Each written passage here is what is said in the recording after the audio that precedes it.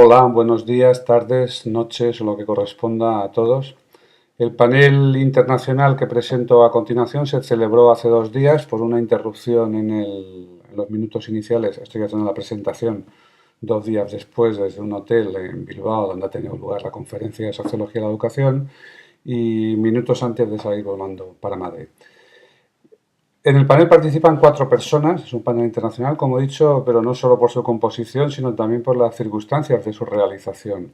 Participa en primer lugar Robert Arnoff. Robert Arnoff es profesor de la Universidad de Indiana, yo lo conocí en Stanford precisamente, veréis que Stanford se repite bastante como una especie de una suerte de hilo conductor, pues Martin Carnoy es profesor de Stanford y los demás han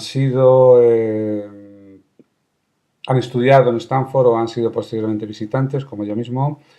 Y bueno, aquí nos volvemos a reunir un poquito y un ratito todos.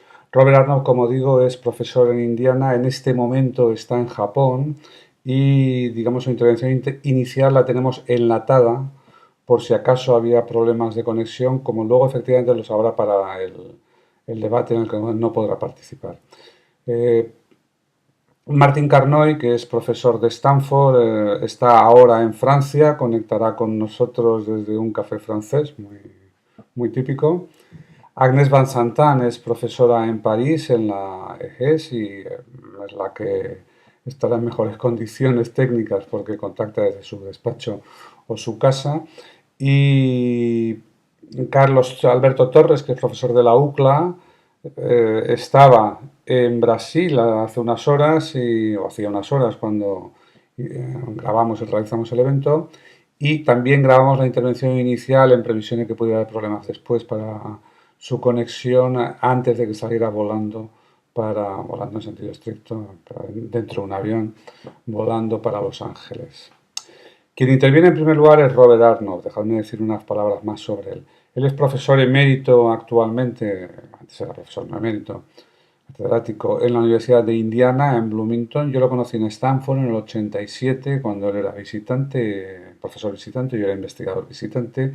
Después él fue profesor visitante en la Complutense, en mi departamento, y coincidimos después, esto fue en el 90, después coincidimos allá por el 2000 aproximadamente, en Salamanca también. Robert, no voy a explicar su larga obra, como tampoco la de los demás, porque me comería el tiempo del panel, pero sí quiero mencionar un par de cosas. El primer libro que yo recuerdo que me causó una impresión muy favorable fue Philanthropy as Cultural Imperialism, la filantropía como imperialismo cultural.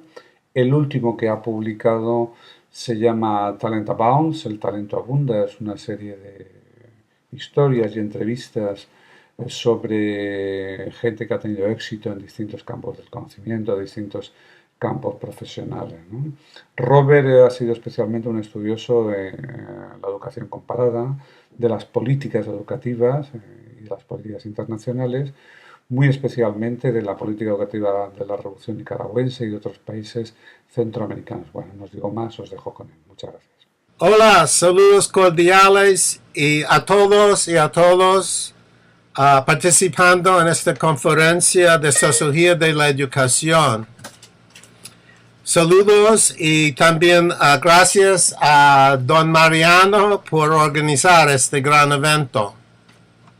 Tengo 5 puntos que están relacionados con la misión y fines de un sistema educativo, la evaluación de un sistema educativo, la privatización de la educación pública, la educación como un continuo en una totalidad de subsistemas y derechos humanos en educación.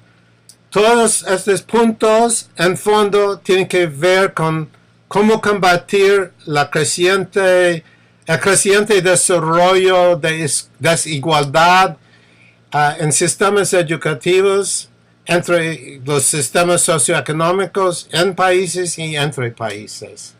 ¿Está bien? Bueno, punto 1. El reto principal consiste en la conceptualización de la educación.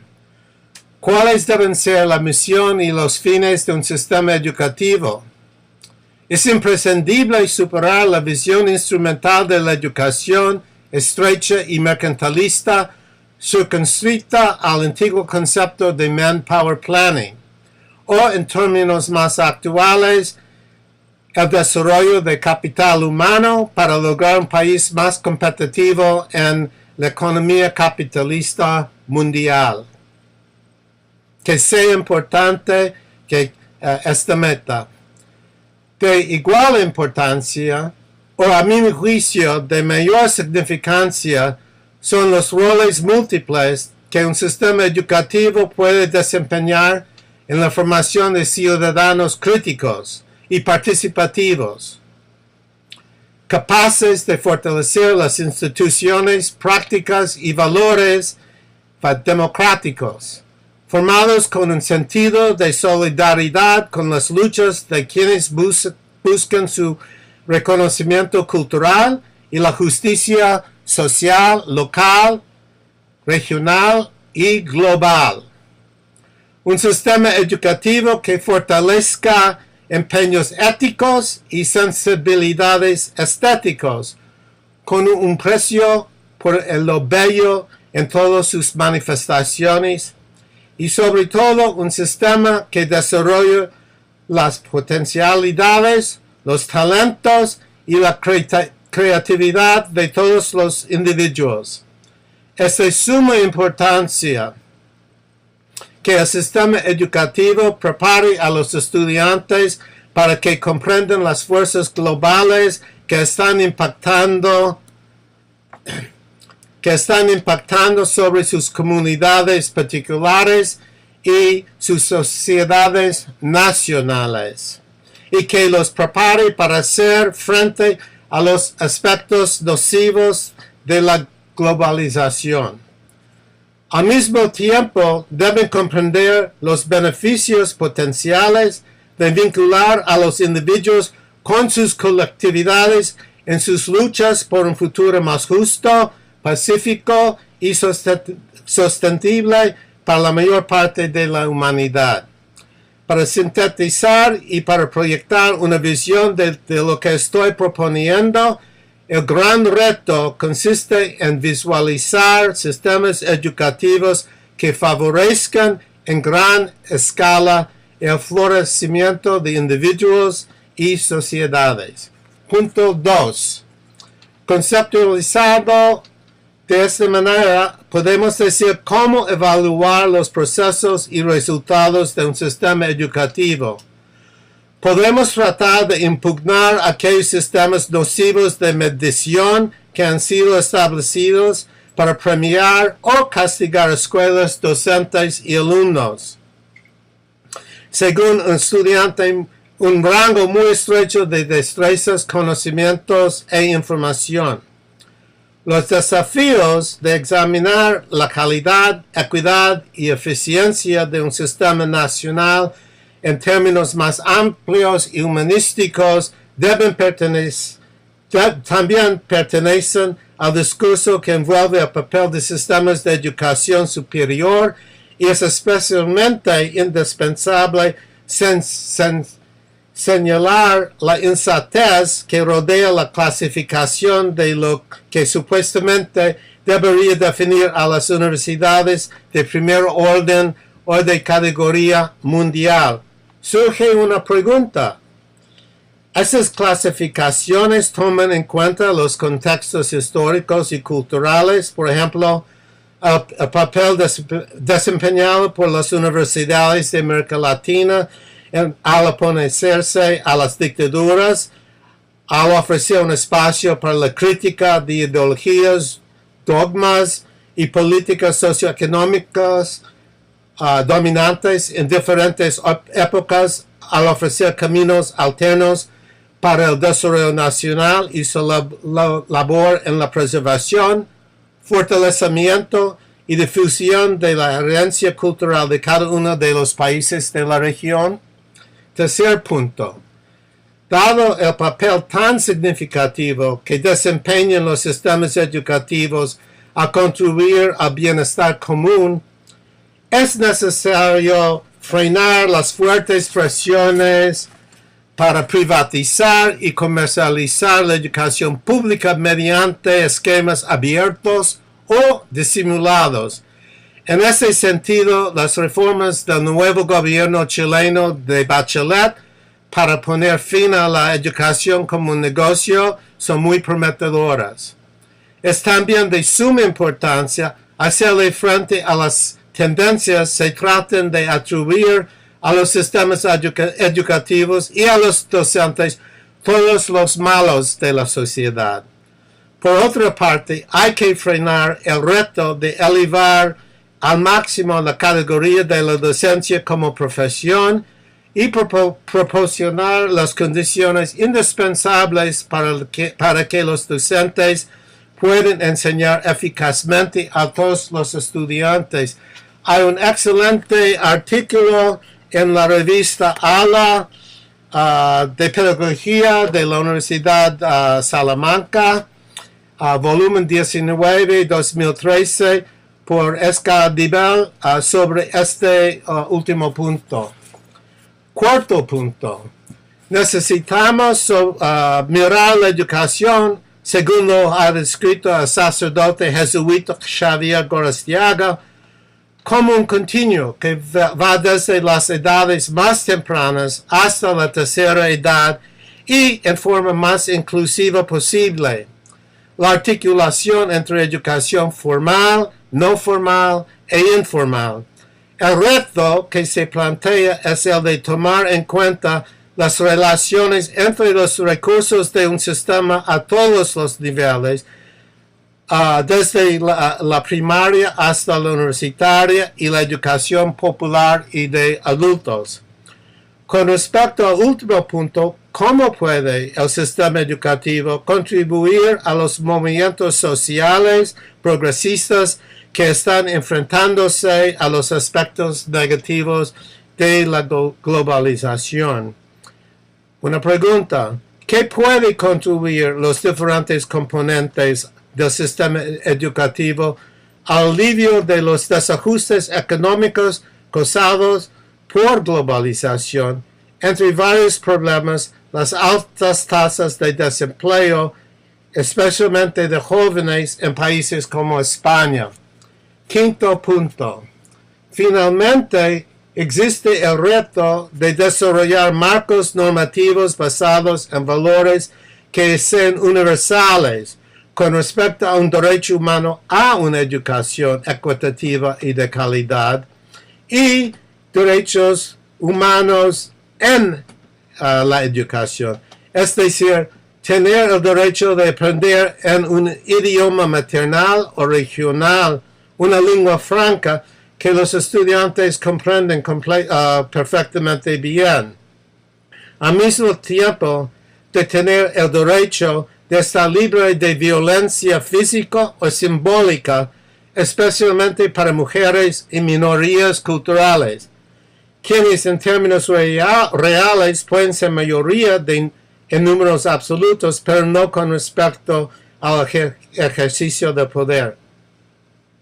Existe el reto de diseñar marcos que aumenten la democracia y diversidad y lo que de reciente difunto poeta, novelista, activista Maya Angelou llamó thriving, floreciendo.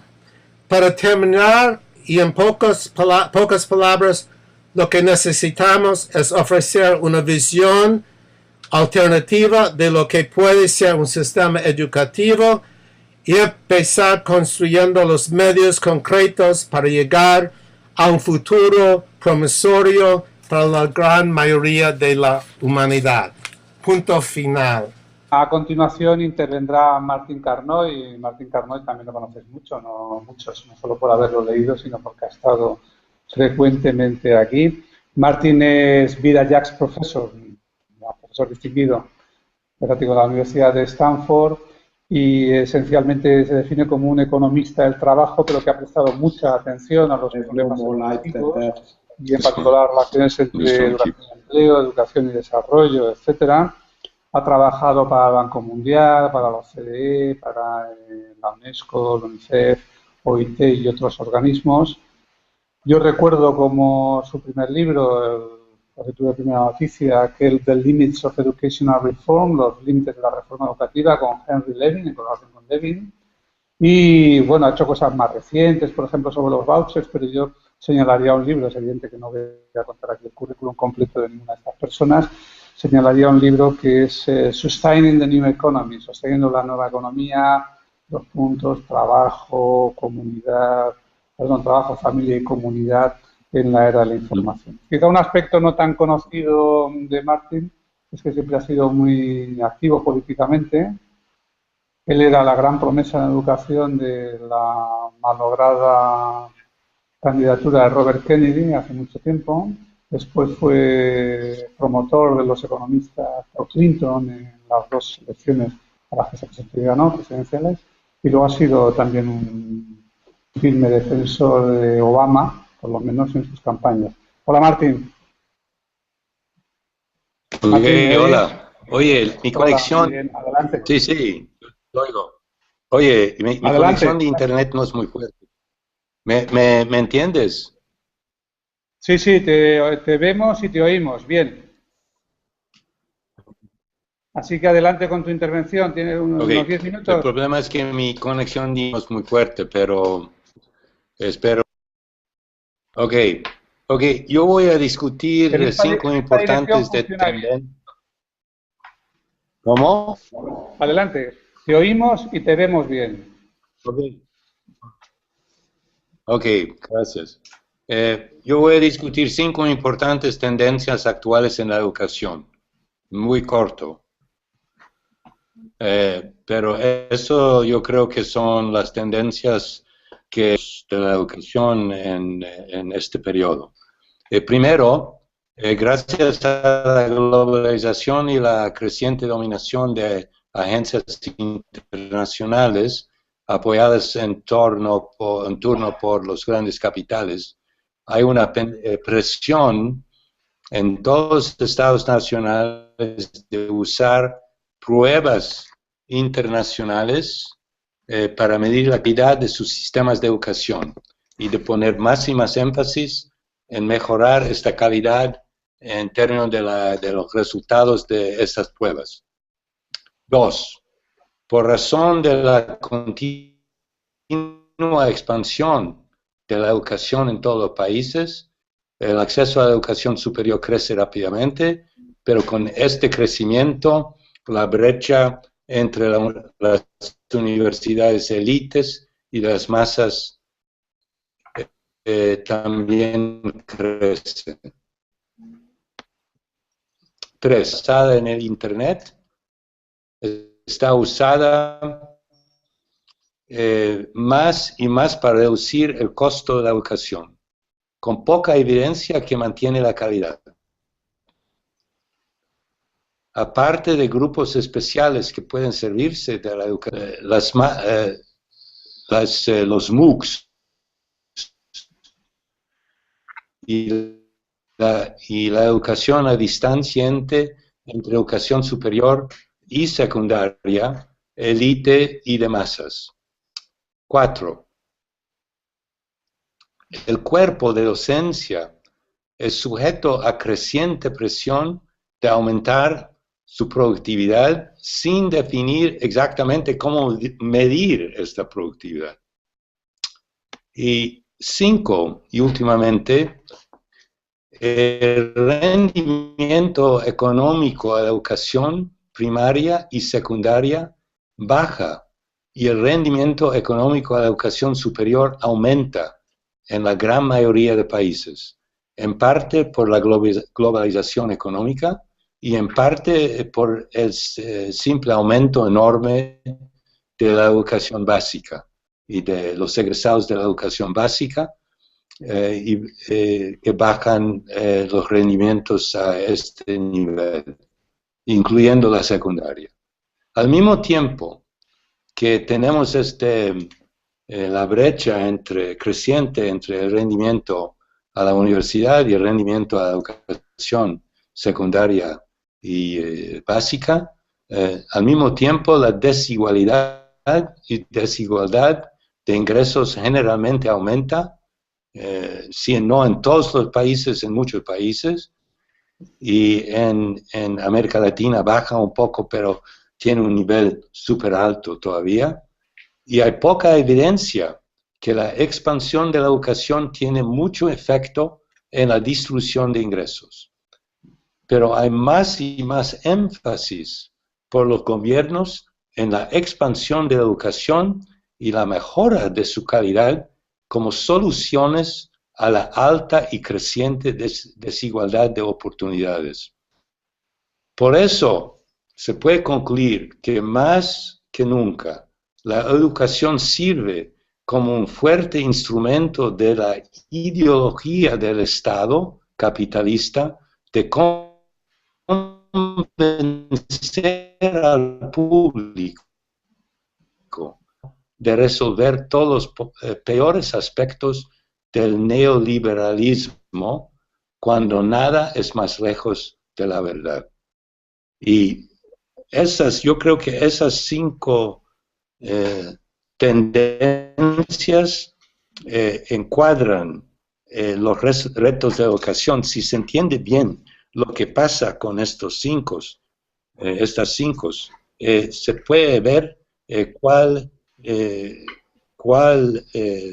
es la situación de la educación hoy en los países, en la mayoría de los países, no en todos, pero en la mayoría.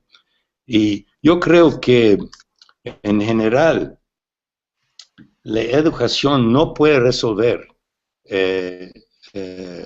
la creciente brecha entre los ingresos y los bienes de los ricos y la clase media,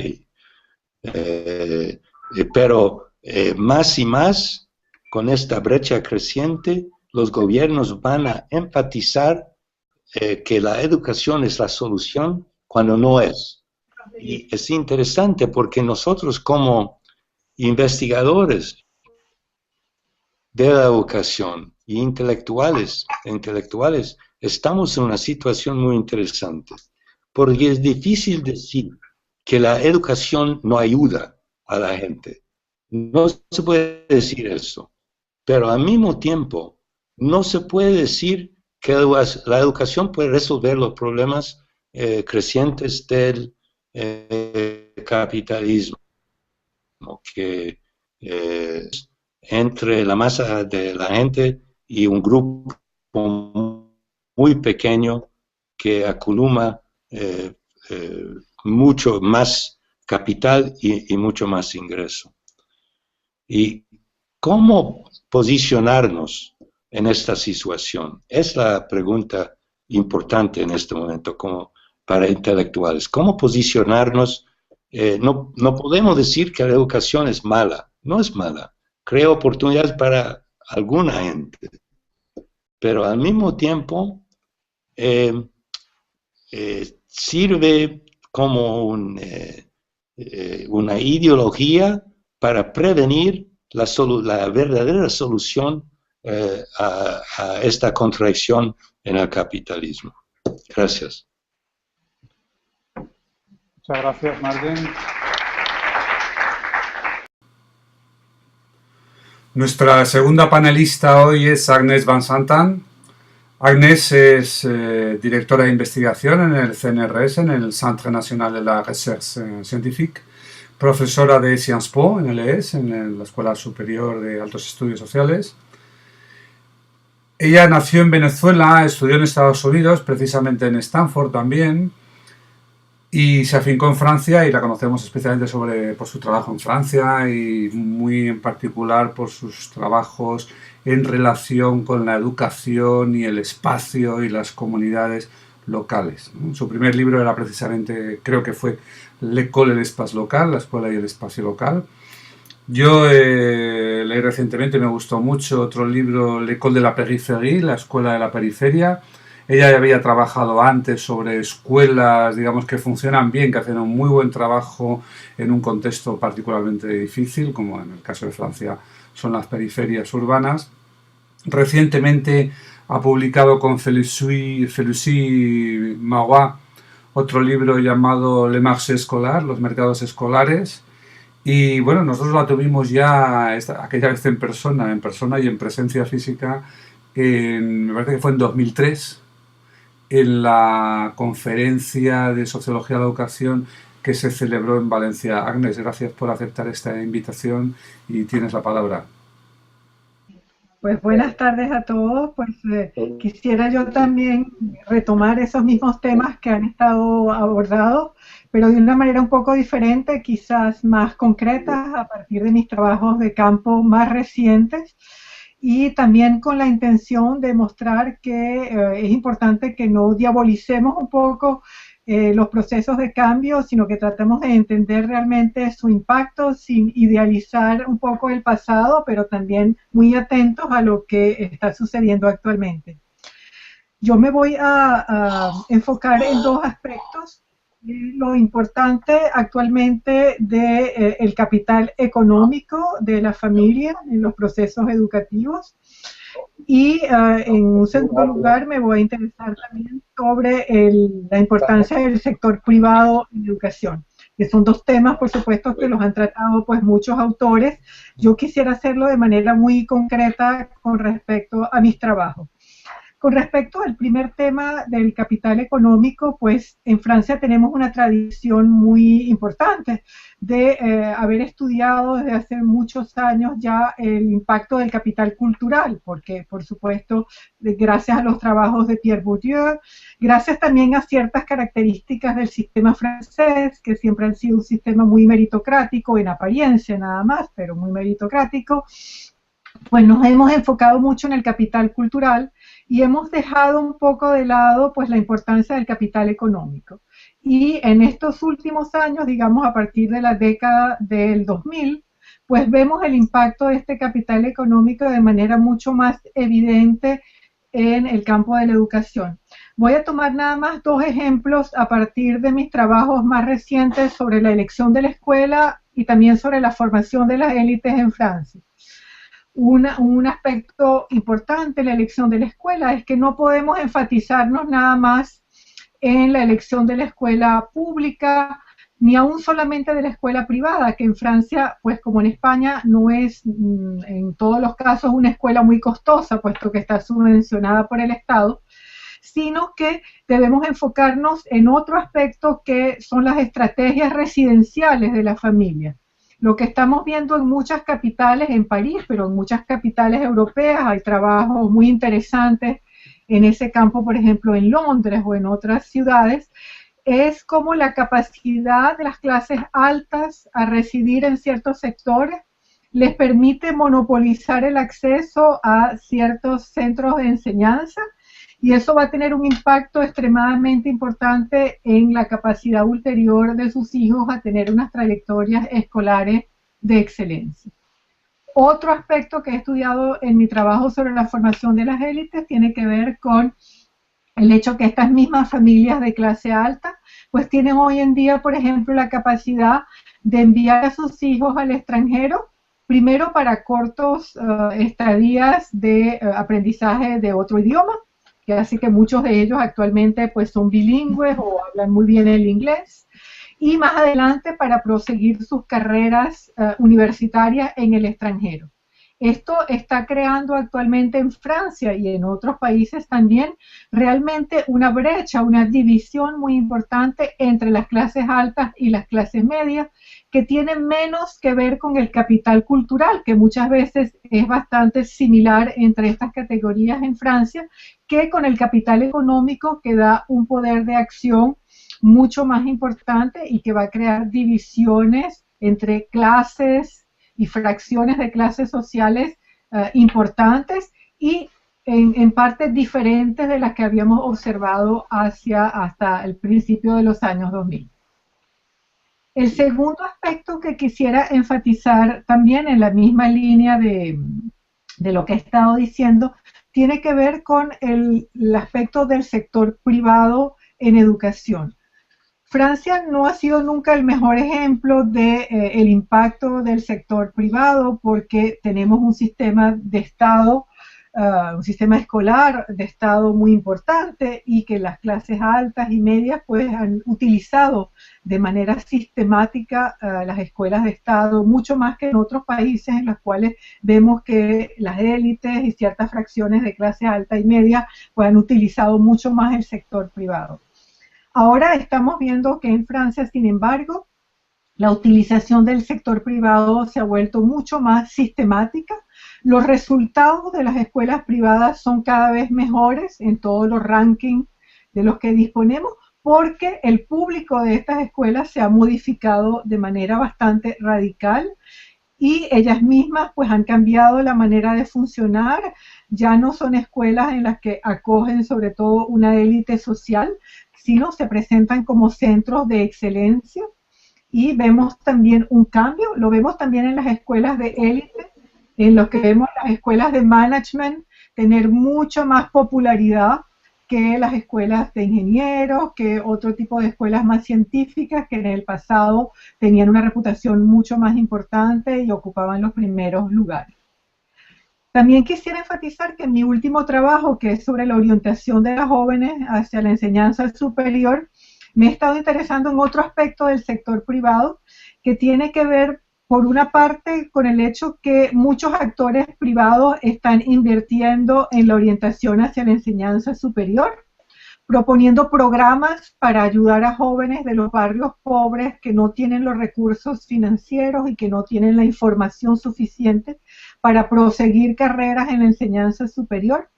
Y también me he estado interesando a los salones de la educación y cómo empresas privadas pues van a impactar mucho, sobre todo grupos que tienen que ver con los medios de comunicación, van a impactar mucho en la oferta escolar y en la presentación de la oferta de enseñanza superior hacia los jóvenes.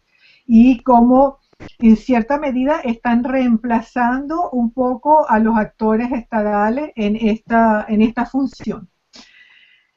Esas tendencias me parecen muy importantes, pero como lo decía al principio, para concluir quisiera decir que es importante no idealizar el pasado. El capital cultural tuvo en Francia muchos efectos negativos en términos de desigualdad de educación. Las instituciones del Estado, los profesores pertenecientes a las instituciones del Estado han tenido una responsabilidad importante en la reproducción de las desigualdades de educación. Pero esto no debe conducirnos a minorar los cambios actuales y a tratar de explorar qué impacto tienen sobre las desigualdades, si vienen a agregarse a las desigualdades anteriores o si van a crear un nuevo tipo de desigualdades, y también ver que en algunos aspectos pueden haber elementos positivos que puedan surgir de esta nueva configuración. Bueno, era lo que quería compartir en un primer momento con ustedes, pero más adelante pues quizás podamos discutir sobre estos temas un poco más. Muchas gracias, Agnès. Mariano. Sí, Martín. ¿Sí? Tengo una pregunta de Agnès. ¿Puedo preguntar algo? Adelante.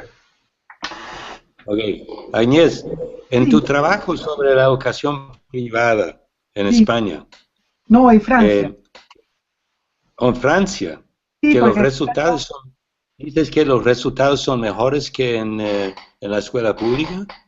Sí, en los últimos años estamos viendo que los liceos privados tienen mejores resultados en el bachillerato que los liceos públicos, pero no tienen necesariamente un mejor valor agregado. Tienen resultados brutos, es decir, directamente mejores, simplemente porque han aumentado mucho su selectividad. Y también es que quería saber. Y también pero porque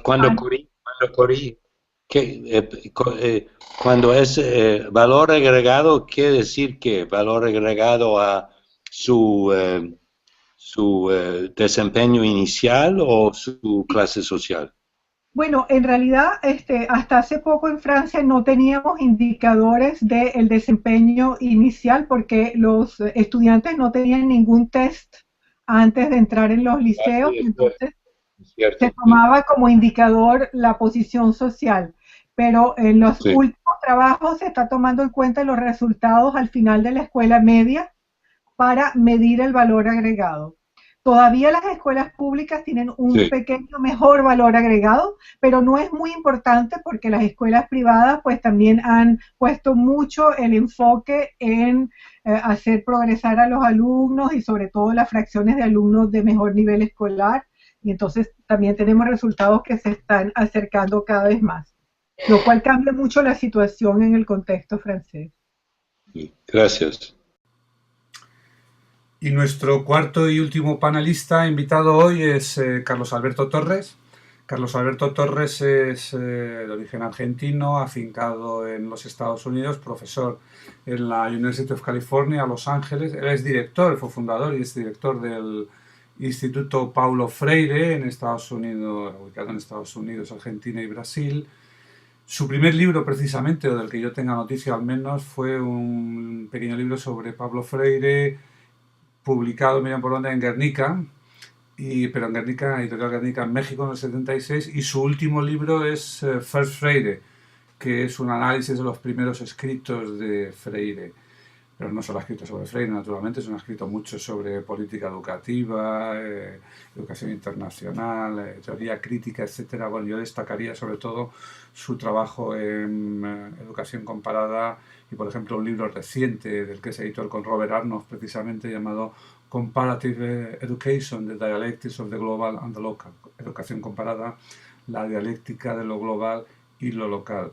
Yo conocí a Carlos Alberto, no sé si él se acordará siquiera, pero creo que fue en el año 88 en el que, no sé muy bien por qué, o sí, por la influencia de Miguel Ángel Escotet, se celebró, para mí sorpresivamente, en España, una reunión del RC04, el Comité de Investigación de Sociología de la Educación, en la ciudad de Salamanca. Nos invitaron a 4 sociólogos, recuerdo, Alberto Moncada, Marina Subirats, Carlos Lerena y yo mismo, y Carlos Lerena murió poco antes, no llegó a participar, pero bueno, allí fuimos, fue una bonita experiencia académica y científica, y allí fue mi primer contacto con Carlos. Gracias, Carlos, por aceptar esta invitación. Vamos a poner, como en el caso de Robert, su intervención enlatada, pero especialmente hecha para la ocasión. Estimados colegas, amigos y amigas de la 17 Conferencia de Sociología de la Educación en España. Mi nombre es Carlos Alberto Torres y agradezco enormemente la invitación para participar de manera virtual. El impacto de la globalización en las universidades presenta cuestiones importantísimas. ¿Es la presencia de una ideología orientada al mercado dentro de una sociedad global que nos sugiere un cambio similar e inevitable en las universidades? Esta transformación implica la inevitable comodificación de las actividades profesionales, de la vida familiar, del medio ambiente, de la vida del profesorado. Si es inevitable estas respuestas, necesitamos movernos en la dirección de una ideología del mercado libre a una escala mundial, a una escala global, y por lo tanto necesitamos datos comparados para saber quién es quién en educación superior.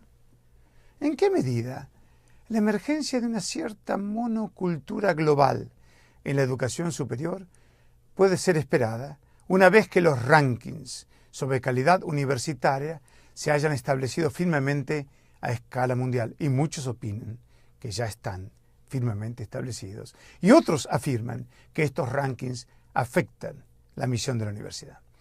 Si bien no se puede contestar todas estas cuestiones en una presentación breve y conceptual como esta, me gustaría proponer algunas sugerencias que pueden servir para un análisis empírico. Uno de los principios conectados con el concepto de ciudadanía global es su naturaleza cosmopolita, que se vincula con la naturaleza de un modelo formal de democracia cosmopolita. La democracia cosmopolita es un modelo de organización política de los ciudadanos. No importa dónde residan, no importa dónde estén localizados en el mundo globalizado, pero teniendo una voz, un input, un modelo de representación política en asuntos internacionales que puede estar en paralelo, pero que es independiente de sus propios gobiernos. Desde una perspectiva de la democracia cosmopolita, Richard Falk definió 5 categorías de ciudadanos globales. Permítanme señalarlas. Primero, el reformador global, que apoya los gobiernos supranacionales, pero también corporaciones. Segundo, la clase de élite de lo que podríamos llamar globetrotters, vinculados a la actividad global del mundo de los negocios. Tercero, los individuos que están comprometidos con una economía global que apoye la sustentabilidad ecológica. Cuarto, aquellos que apoyan la proliferación de las estructuras de gobernanza global, en el ejemplo de la Unión Europea y otros modelos vinculados a las Naciones Unidas para contrarrestar el papel de Estados nacionales.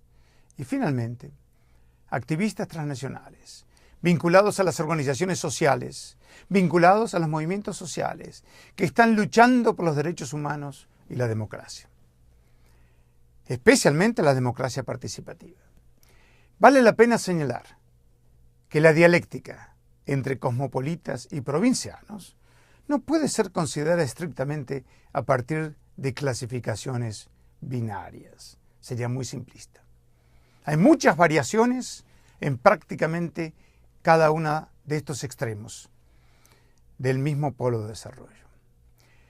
La educación ciudadana global está marcada por una comprensión de las vinculaciones y conexiones globales y un compromiso hacia lo que yo denominaría un bien común que es colectivo.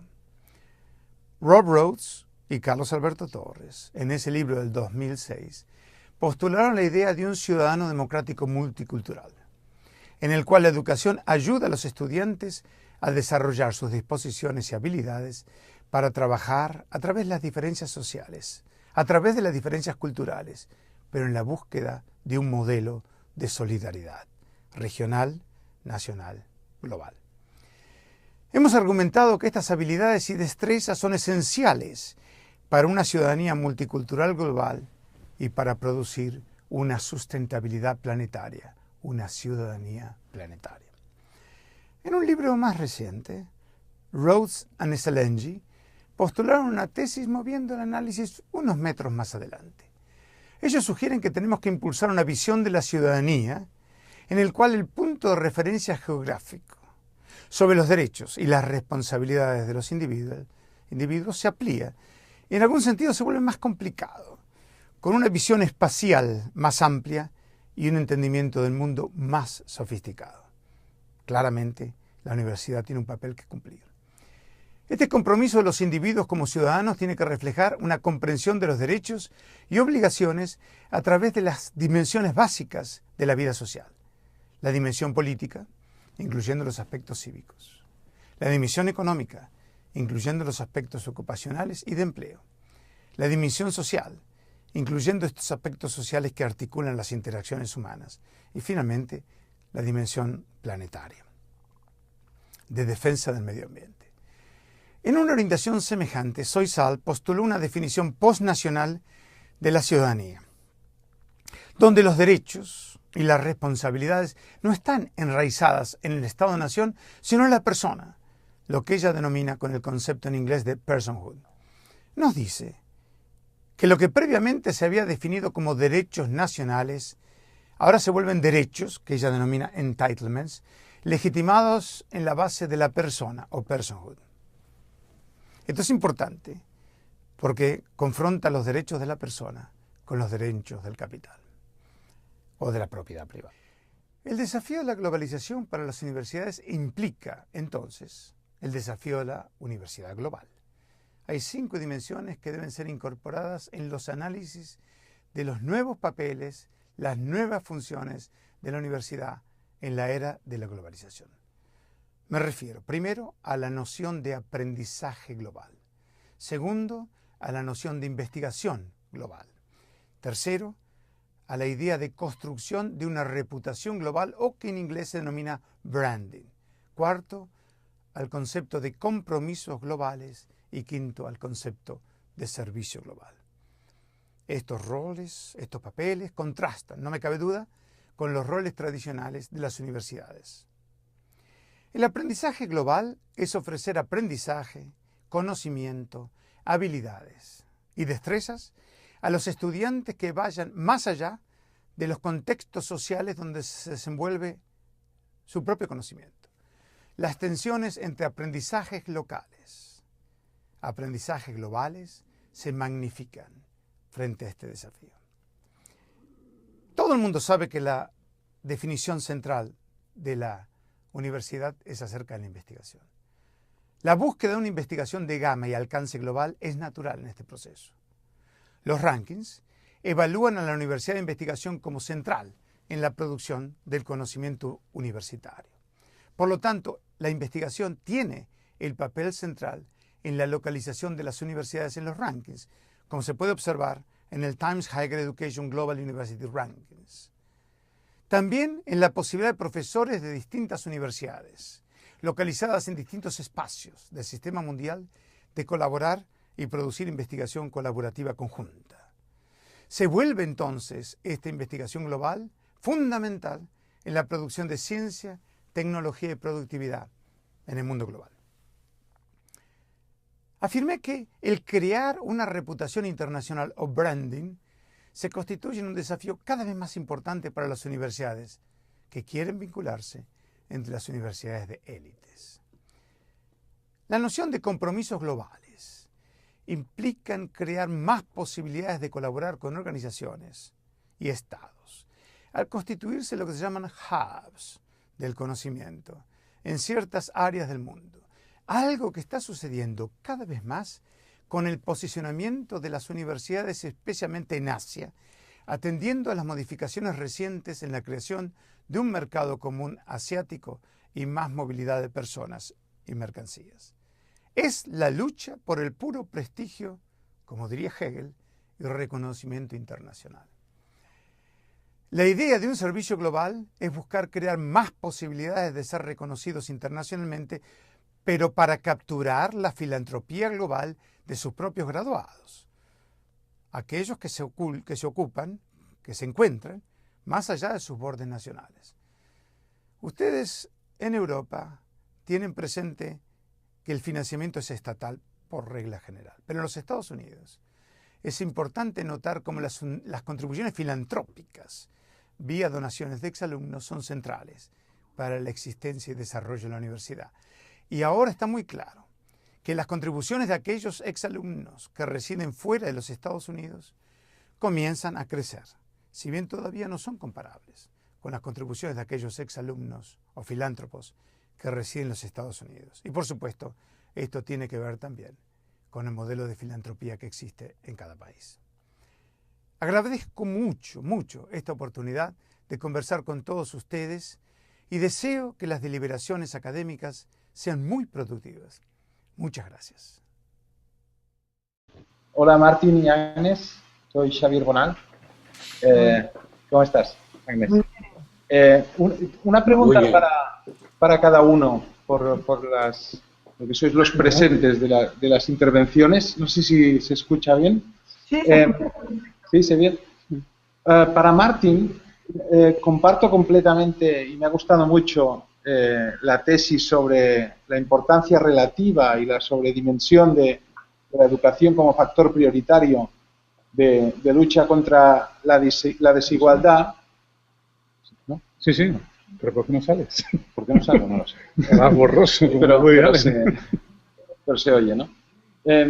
La pregunta sería, tú, Martín, que tienes además experiencia durante varios años de trabajo con el Banco Mundial, a través de consultorías, etcétera, ¿cómo ves en estos momentos la posición del banco ante este cambio radical que decías de las tasas de rendimiento económico de la educación superior respecto a la educación básica? Cuando en los últimos años precisamente el Banco Mundial ha puesto especial énfasis en priorizar las inversiones en base a la supuesta superioridad de las tasas de rendimiento de la educación básica. ¿Este cambio crees que está modificando la orientación de las prioridades del banco? ¿O cómo compagina el banco su lucha contra la pobreza en un contexto de cambio radical del rendimiento de la educación superior? El Banco Mundial, como todas las agencias internacionales, están completamente cometido a usar, de medir la calidad de educación por resultados de pruebas y enfatizan el aumento de la calidad de educación como, no sé, una inversión en la calidad quiere decir que esto va a resolver, uno, los problemas de crecimiento y dos, los problemas de desigualdad de ingresos y de bienes de capital.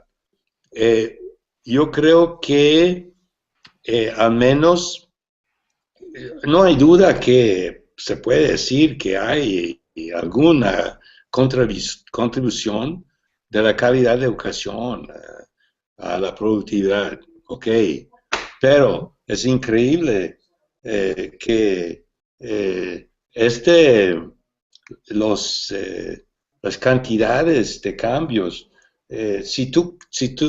los cambios de 0.2 deviación estándar, que es enorme en términos de cambios de calidad de educación, producen muy pocos aumentos de crecimiento y ciertamente no contribuyen mucho a la distribución o la desigualdad de oportunidades económicas y sociales. Pero digo que todo eso es parte de un esfuerzo que simplemente quiere, no sé, desviar la atención del público del hecho que las diferencias de clase social son mucho más importantes para la desigualdad de la educación, de los rendimientos de la educación, de la calidad de la educación y todo eso, que pequeñas inversiones o intervenciones en la educación. Pero como dije, el problema para los intelectuales es cuando tú dices que la educación misma no va a resolver estos problemas, ellos te dicen, ok, tú eres un no sé qué, un pesimista o has abandonado toda la esperanza para la clase baja y la clase baja debe invertir en la educación, es la única solución. Pero no es la única solución. Se ve que la distribución de salud, distribución de ingreso mismo, por ejemplo, en Brasil y en América Latina, la bolsa escolar o varios programas de distribución de ingreso a los pobres tiene mucho más efecto que la educación en la distribución de ingreso, mucho más efecto. Por eso, yo creo que debemos pensar cómo tomar una posición como intelectuales que no es contra la educación, pero pone la educación en perspectiva, que no va a resolver estos problemas. Y la inversión en educación es una cosa buena, pero hay que hacer otras cosas para resolver los problemas de crecimiento, de empleo, de distribución de ingreso, esa grande movilidad social. Esas cosas no se pueden resolver simplemente con educación. Y el Banco Mundial y todas las agencias internacionales son contra esta perspectiva. Ellos no quieren tratar de este problema.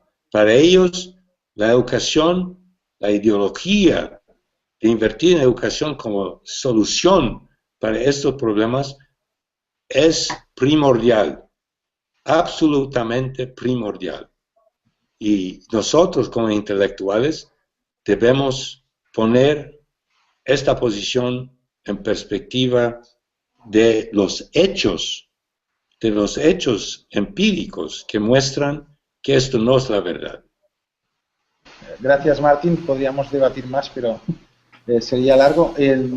Para Agnes, quería preguntarle acerca de, bueno, en esta línea de estudios que ya llevas tiempo realizando sobre y el proceso no solamente de mayores tendencias en la escuela privada o de determinados sectores sociales que están demandando más escuela privada en Francia en los últimos años, sino también los trabajos que has hecho sobre las estrategias de lo que llamas la colonización de la escuela pública también, de cómo las clases medias o fracciones de clase media alta están tomando escuelas públicas y prácticamente apropiándose de ello.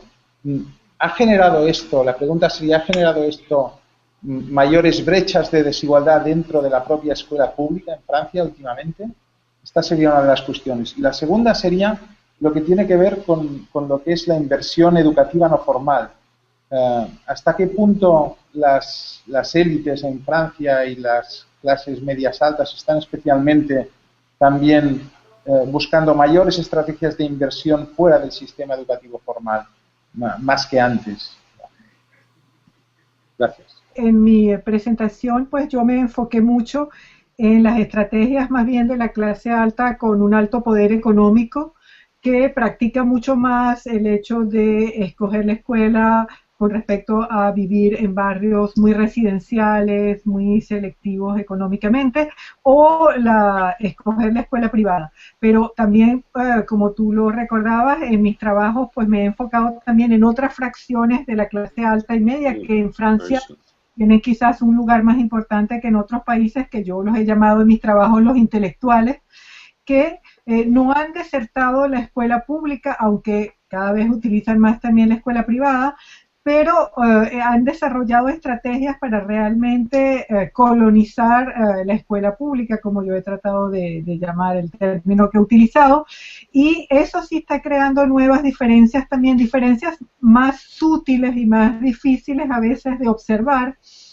porque es muchas veces un juego en las escuelas más heterogéneas entre las clases altas y medias altas, que van a colonizar la escuela al provecho de sus propios hijos. Por ejemplo, cuando se va a decidir los recursos que tiene la escuela, se va a hacer un viaje al extranjero para los alumnos que están siguiendo el curso de alemán o que están tomando clases de latín, o se van a dar clases el sábado en la mañana para los alumnos que tienen problemas. Y obviamente que los padres de clase alta y media que han colonizado la escuela, pues muchos de ellos van a enfatizar inversiones, aunque sean muy pequeñas inversiones, que van a beneficiar a sus hijos, y así en muchos aspectos de la vida cotidiana escolar, pues se pueden crear finas líneas de separación y de pequeñas ventajas que poco a poco se acumulan, y por eso tampoco hay que abandonar la perspectiva de estudiar lo que sucede en la escuela pública. No es para en ningún momento mi intención.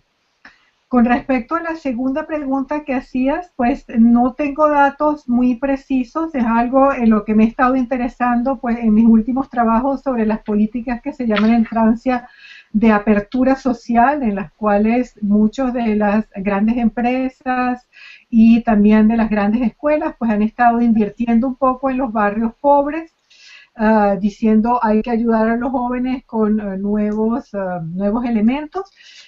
Durante mucho tiempo en Francia pues no hubo mucha incitación hacia ese tipo de políticas, puesto que no había una desfiscalización como en otros países, pero desde hace pocos años hay un sistema más interesante, un poco como el sistema americano en cierto sentido, en que se pueden crear fundaciones y se puede un poco pagar menos impuestos y se invierte más en otros sectores, y eso ha hecho que algunas empresas pues hayan ido más adelante en este campo. Creo que todavía es bastante tímido con respecto a lo que se observa en otros países, pero pues realmente hacen falta más datos para ver cuánto cubre este tipo de inversión, que calitativamente es importante porque da también una imagen cada vez más importante en el público, que el Estado no está haciendo bien su labor y que otros actores tienen que venir a apoyarlo porque la labor del Estado presenta muchos problemas y la falta de recursos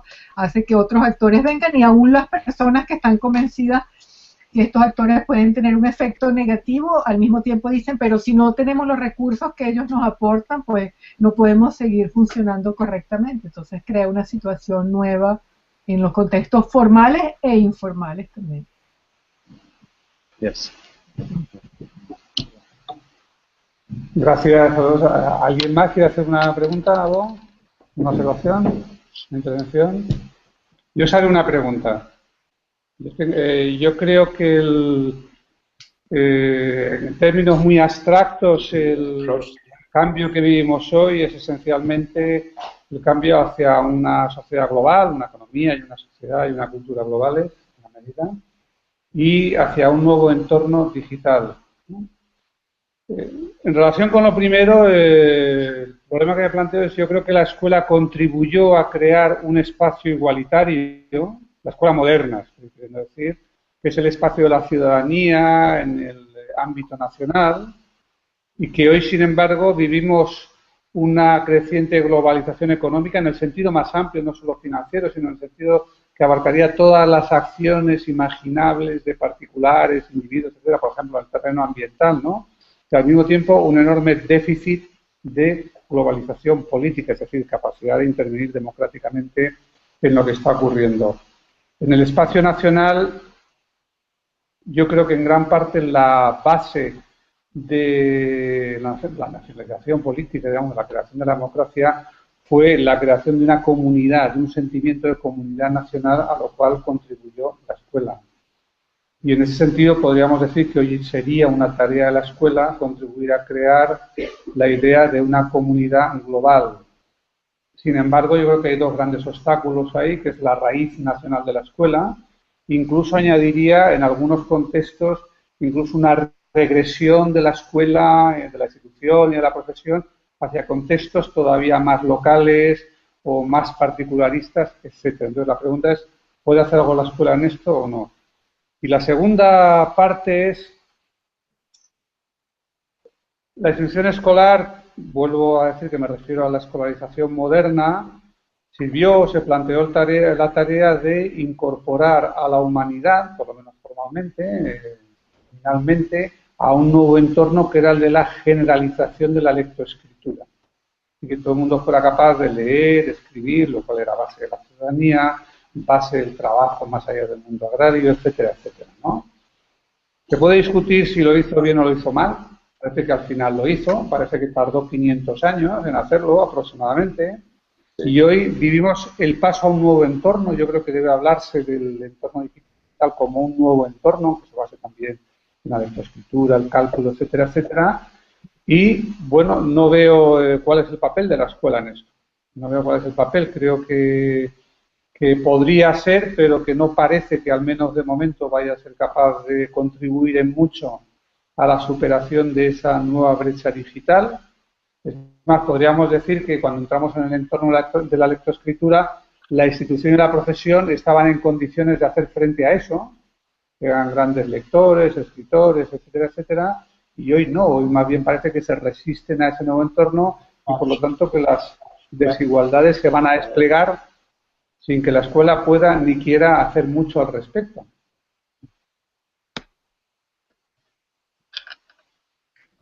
Y pues quizás Martín quiera. Te debo comentar. Eso es muy, yo creo que es muy interesante lo que dices, pero el problema es eso. Con todo eso que dices, que es la verdad, que la escuela aparentemente ha contribuido a todo eso, con la alfabetización de la gente. Esto es cierto que hubo una contribución muy grande en la escuela. Yo creo que la contradicción es la siguiente, que la escuela al mismo tiempo ha, como tú dices, ha contribuido a la creación de ciudadano con ciertos poderes, con cierta visión, de su posición en la sociedad como ciudadano y no miembro de una clase social. Pero, al mismo tiempo, el problema es esto, que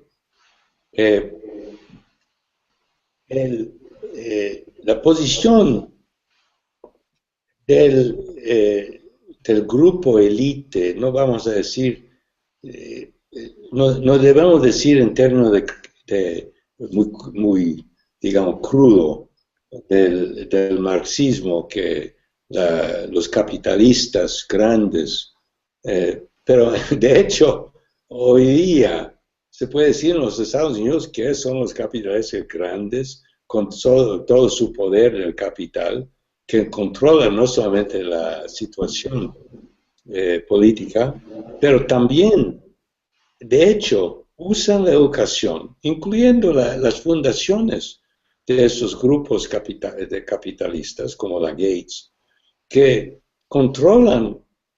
usan la educación como una forma de ideología de mantener su posición de poder. Esto dijo en una forma muy extrema, ¿cómo se llama? No fue Pulanzas, pero Pulanzas lo dijo también, que la educación, en cierta forma, juega dos papeles.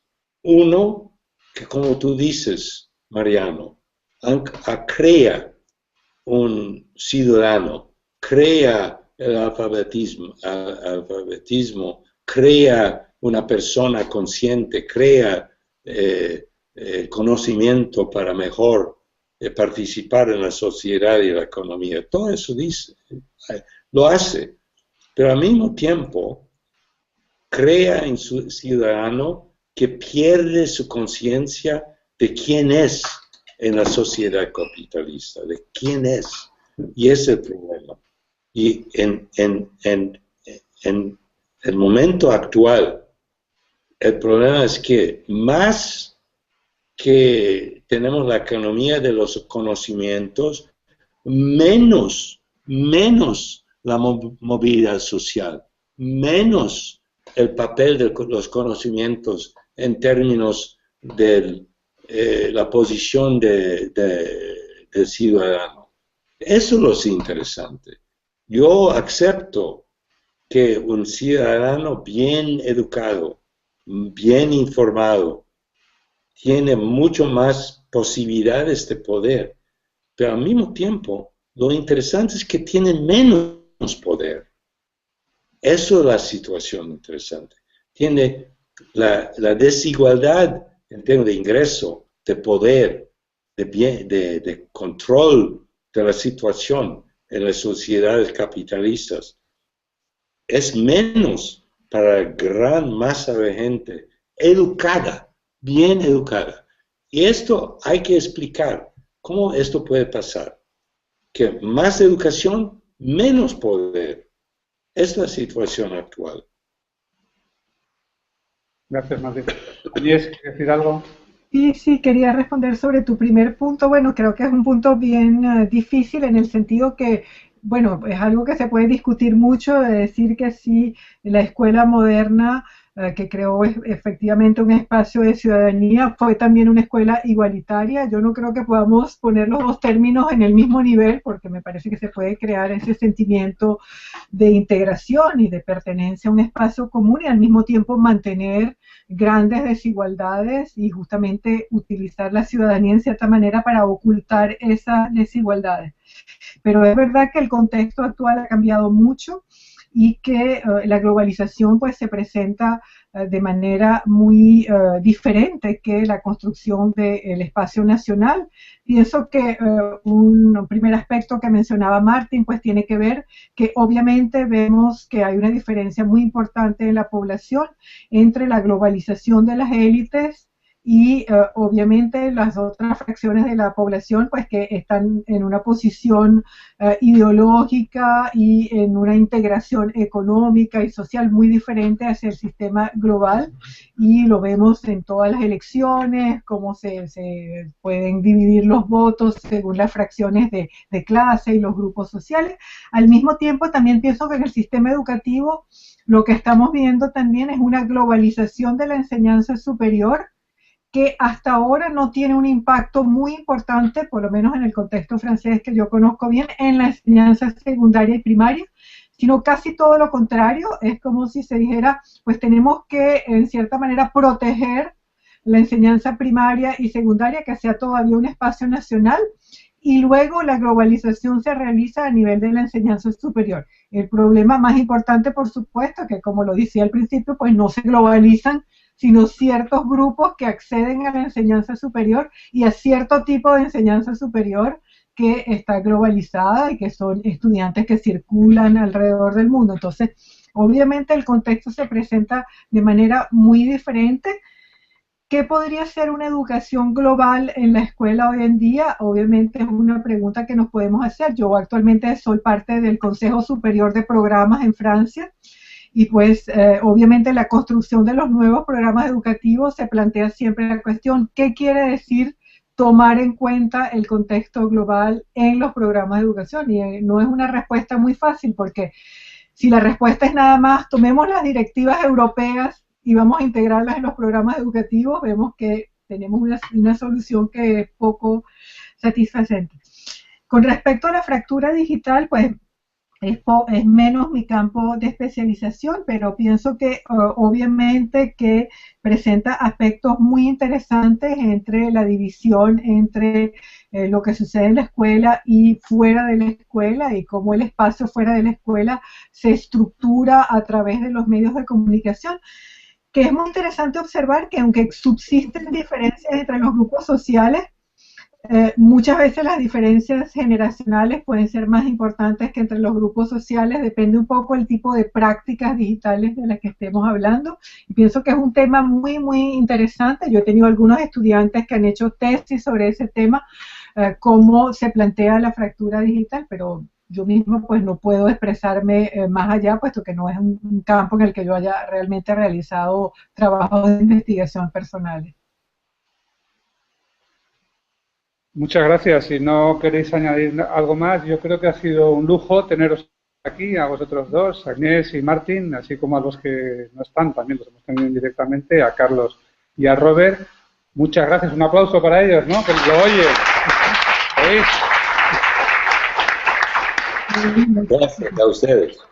Muy Muchas interesante. gracias por la invitación y por la oportunidad.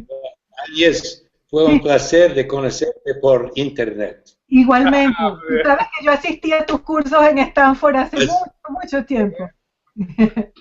¿Has visto? En el 81. Puedes ver el lugar en que estoy. Comienzo de una hermosa amistad.